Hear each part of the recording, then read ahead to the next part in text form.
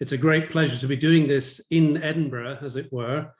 2 years ago, in the before times, we held a similar event in St Andrews, and I hope that we can keep a Scottish fixture as a regular fixture in our BSA calendar.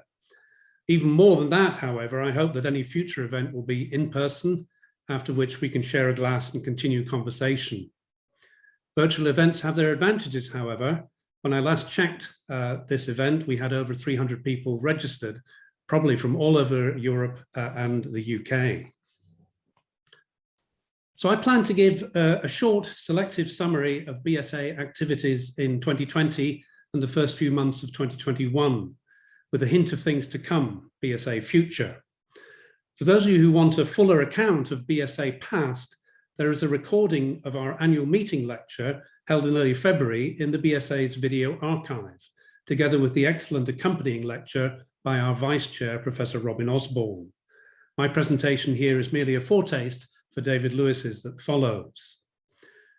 The COVID-19 pandemic that emerged at the very beginning of 2020 and began seriously to affect our lives in March of that year offered, in the unnatural quiet of the first lockdown, an opportunity for reflection, retrospection, and re-evaluation.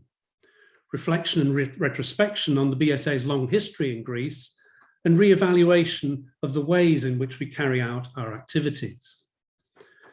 Retrospection and re-evaluation took us into new territory, digitization and digital dissemination of both materials and events.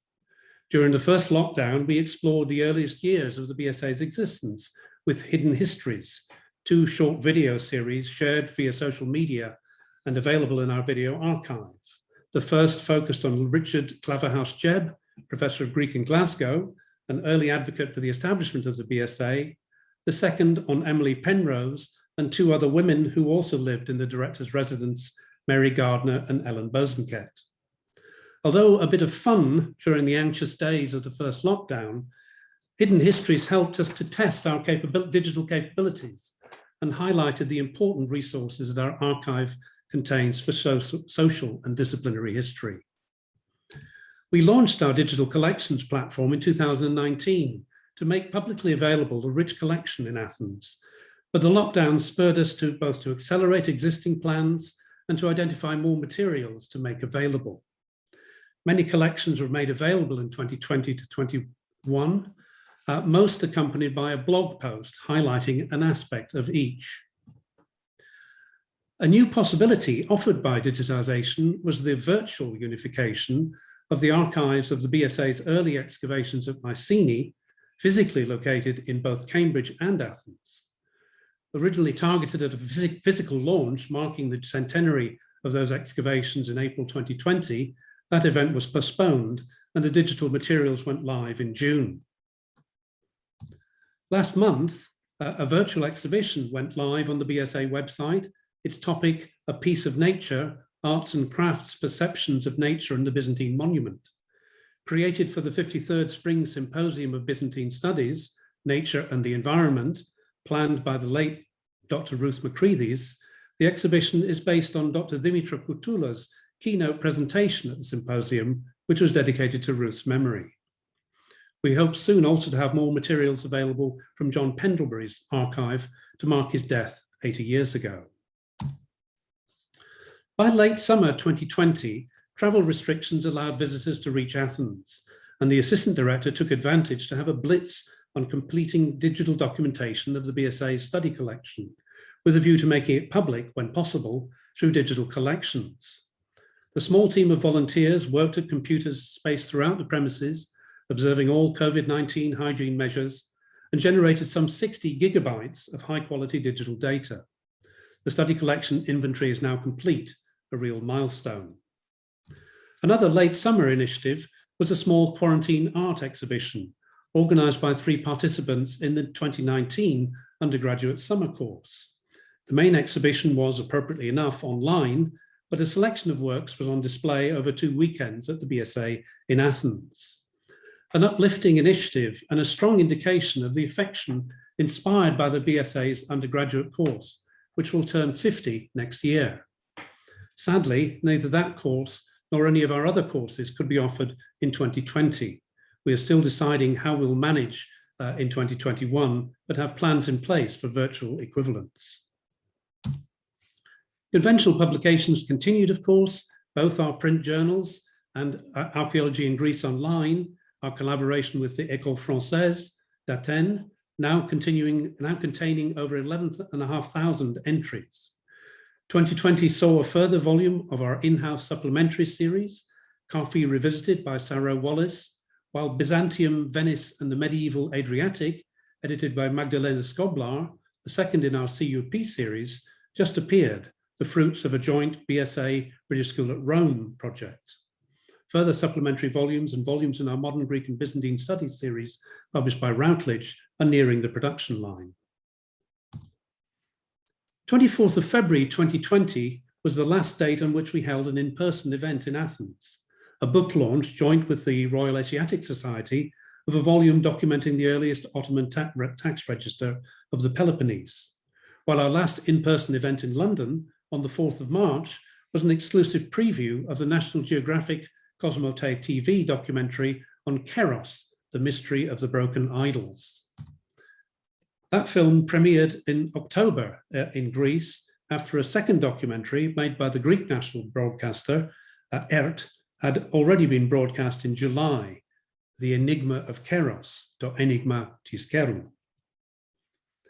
Since those now seemingly heady days of close contact, without masks, all our events have been delivered digitally, a factor that has extended our reach considerably. To date, we have had well over 6,000 viewers of our events, with people joining quite literally from around the world. This slide only does justice to the rich schedule of events in the impression it conveys of intense activity and the fact that it comprises almost entirely Zoom screenshots. Topics ranged across all periods and many disciplines, and speakers from well-known, established academics to early career scholars.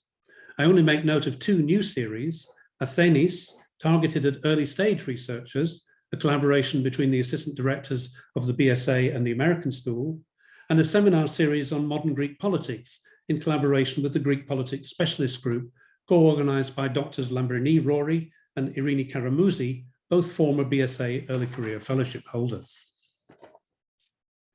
Despite the restrictions, research has continued at the BSA. A.G. Levendis Fellow in Hellenic Studies, Dr. Bella Dimova, is now completing the third year of her research on the textile economy of Greece and the Southern Balkans in the classical to Hellenistic periods.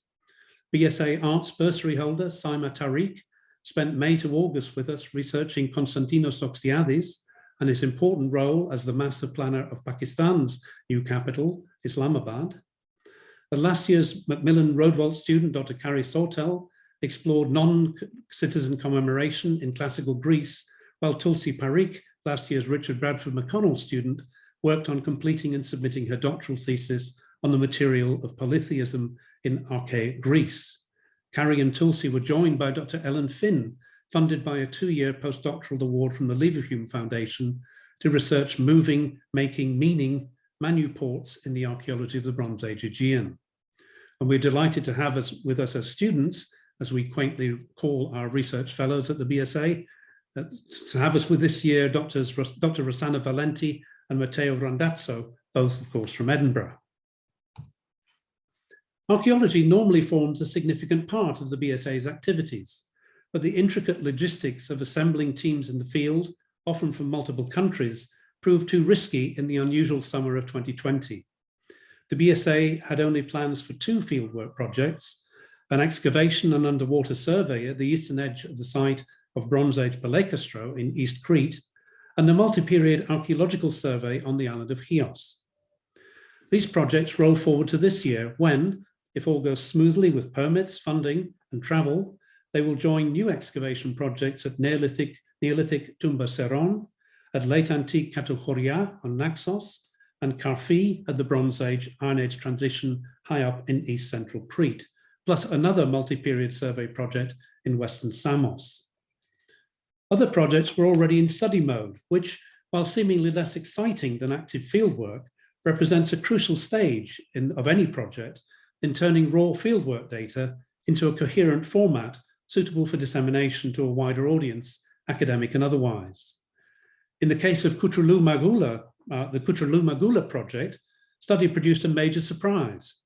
After C14 dating, a well-preserved burial excavated in 2018 proved not to be Byzantine after all, but returned a date in the late 7th millennium BC, the Middle Neolithic.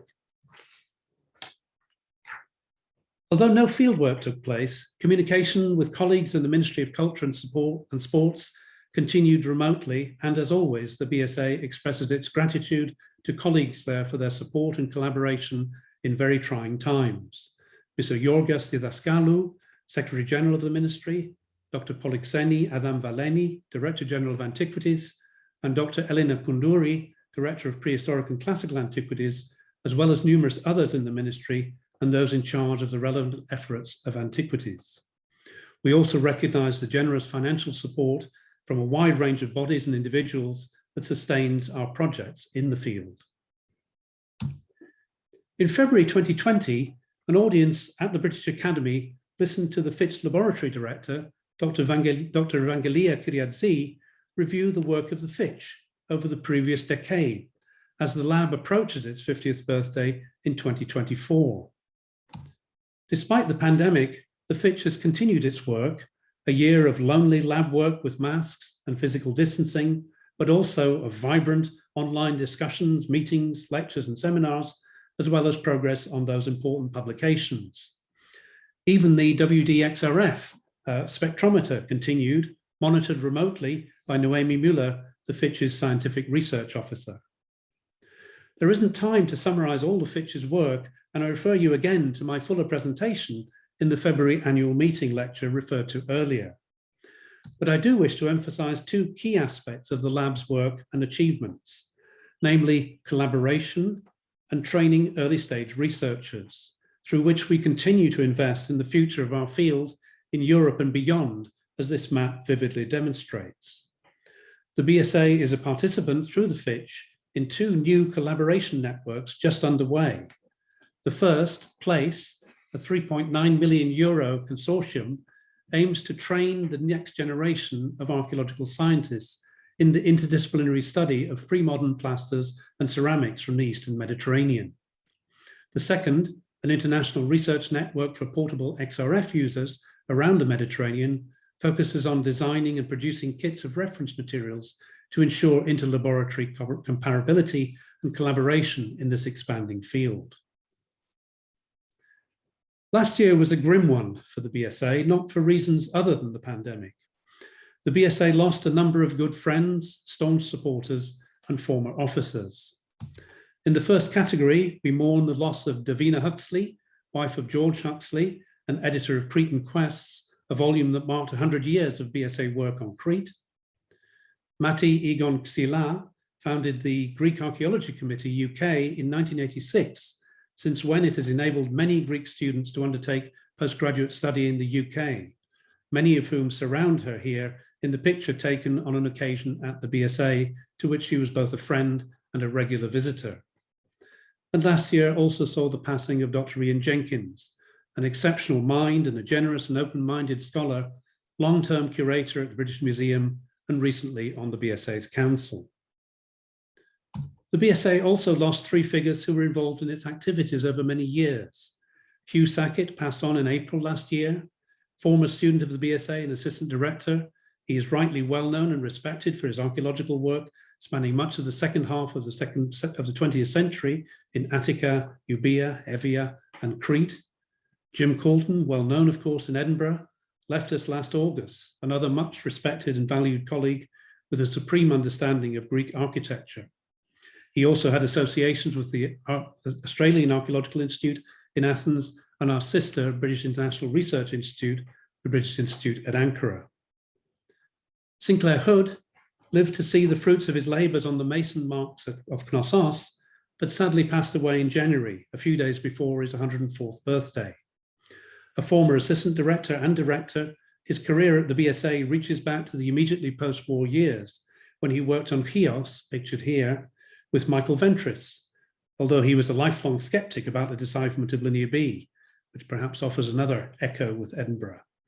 Our sincere condolences go to all their families, friends, and colleagues.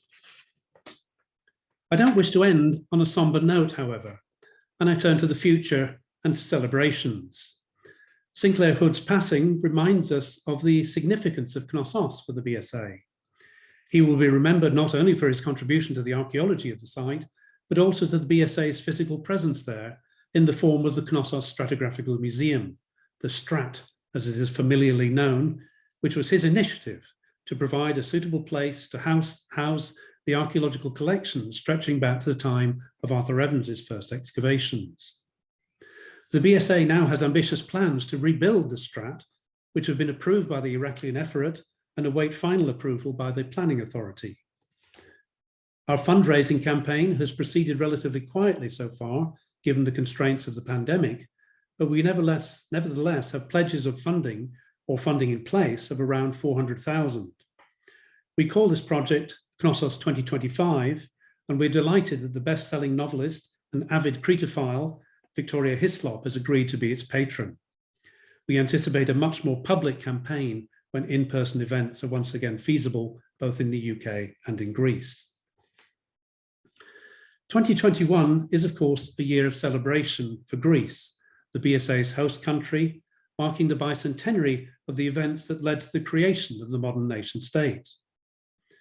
In a year full of celebrations, many sponsored by the two main Greek organizations, Greece 2021 and Pρωτοβουλία 1821 to 2021, the BSA is making its own small contribution. A pair of virtual panel discussions in February on 1821, the migration of revolutionary ideas, co-organized within the 21 in 21 initiative led by Correa's chair, Ronda van Steen, and funded by the A.G. Levendis Foundation. Before this bicentenary year began, we produced a series of podcasts, 21 poems into 21, Greek poetry read in the original and in translation by 21 readers, now to be followed by 21 objects in 21, shortly to be announced. Last November, as a prelude for a general audience to this year's bicentenary celebrations, Roderick Beaton spoke on From the Europe of Empires to the Europe of Nation States, the Greek Revolution of 1821 in international context. This coming November, Roddy, a long-standing friend and supporter of the BSA, will be the A.G. Levendis visiting professor here in Edinburgh, associated with a conference on the Greek Revolution of 1821, Contexts, Scottish Connections, the Classical Tradition. The conference also coincides with another Levendis initiative, an exhibition, Edina Athena, the Greek Revolution and the Athens of the North, 1821 to 2021, to be held in Edinburgh between October and January of next year, and also part of the Pρωτοβουλία 1821-2021 programme. The BSA is delighted to be lending a number of items from its Finlay archive for that exhibition. And we are also very pleased that Dr. Alistair Grant will deliver this year's Bader Archive lecture in a couple of weeks' time on George Finlay among the Scottish Philhellenes. A new initiative that we hope will make a more lasting contribution to the celebrations. We were delighted to be awarded funding by the Stavros Niarchos Foundation for a 3-year postdoctoral fellowship in modern Greek studies, to be known as the 1821 Fellowship, to mark the bicentenary year. The initial appointee will work closely with our Finlay archive, overseeing digitization of materials most relevant to the years around 1821. She or he will also work on the papers of the London Greek Committee, founded in 1823, held in the Library of Greece, and will organise a conference in 2023 to mark that particular bicentenary. I hope this very brief overview has given you an insight into the broad range of opportunities that the BSA offers across the range of Hellenic studies in its broadest sense.